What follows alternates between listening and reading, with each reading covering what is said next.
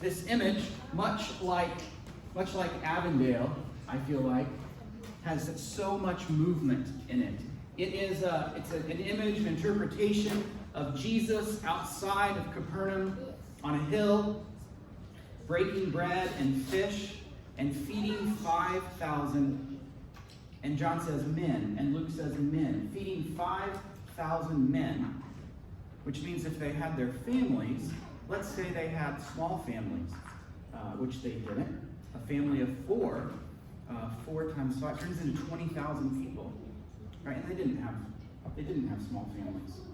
So let's just pretend there are 20,000 people, and out of nothing or out of something very humble, actually Linda and I had a discussion about this a couple of years ago. Either the miracle was that out of his hands things began to multiply, or that as soon as a small boy brought the meager things that he had out of his own pocket, and he is the only one to respond to Jesus.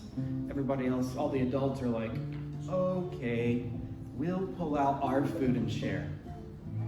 And maybe it was a combination of the both, but either way, the disciples end up picking up basket after basket full of extras.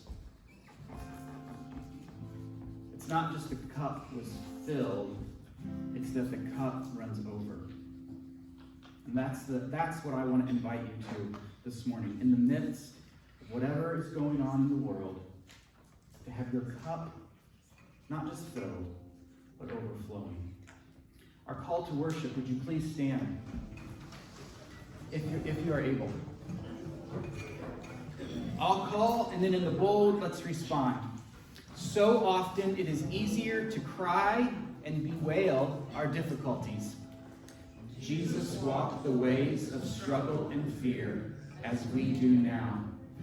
Come to this time of worship seeking the one who understands your needs.